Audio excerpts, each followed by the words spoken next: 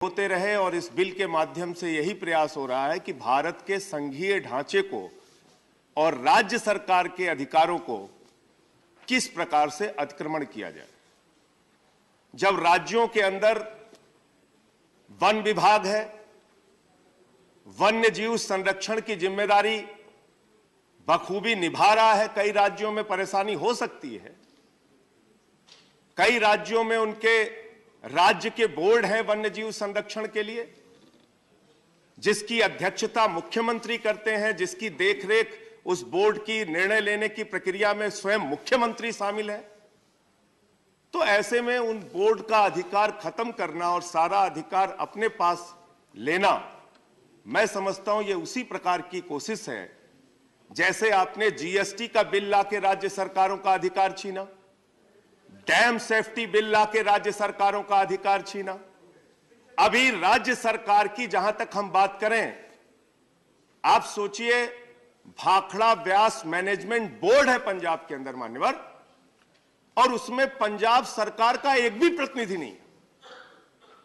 आप अगर राज्य सरकार के हर अधिकार को छीनने का काम करेंगे, उसके हर अधिकार को अपने पास लेने का काम करेंगे, तो भारत का लोकतंत्र और भारत की संघीय ढांचा कैसे मजबूत होगा। अभी मैंने यह विषय ऑल पार्टी मीटिंग में भी उठाया था मान्यवर।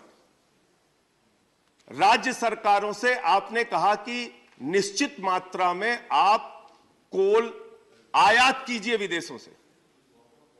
तो जब राज्य सरकार कोल इंडिया, जिसका प्रोडक्शन 30% बढ़ गया है, वो एनर्जी के लिए, पावर के लिए कोल इंडिया से डायरेक्ट कोयला खरीदना चाहता है, आपने कह दिया, एक फरमान जारी कर दिया कि आप विदेशों से कोयला आयात कीजिए, जबकि कोल इंडिया से उनको सस्ते में कोयला मिल रहा है।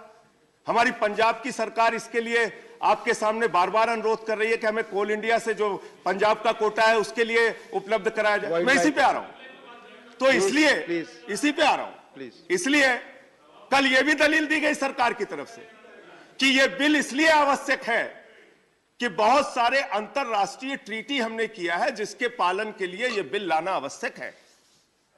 मान्यवर, बहुत सारे bill international treaty human rights को भी लेके है, बहुत सारे अंतरराष्ट्रीय ट्रीटी श्रम कानूनों को लेकर भी है मान्यवर, मजदूरों के अधिकारों को लेकर भी है।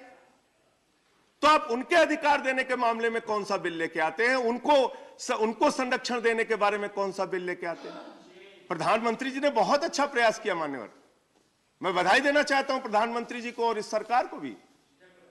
चीता लेके आए मान्यवर, पूरे देश ने स्वागत किया, कई घंटों तक टीवी चैनल पर उसका प्रसारण हुआ, अच्छी बात है।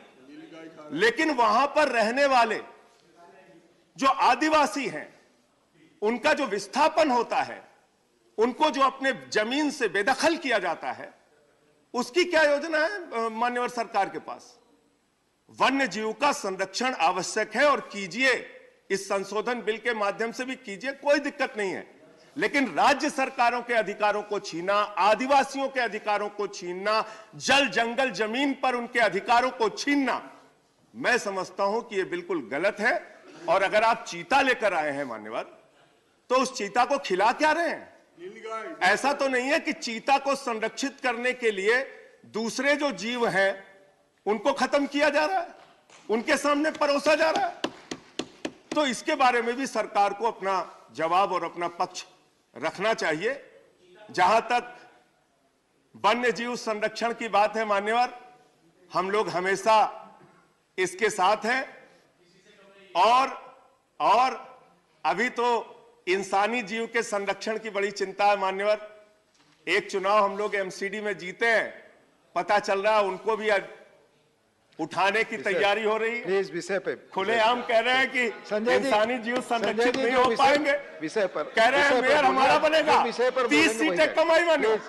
तो इसलिए मैं कह रहा हूं कि इंसानी जीव का भी संरक्षण, राज्य सरकारों का भी संरक्षण, राज्य सरकारों के अधिकारों का भी संरक्षण केंद्र सरकार की जिम्मेदारी है मान्यवर।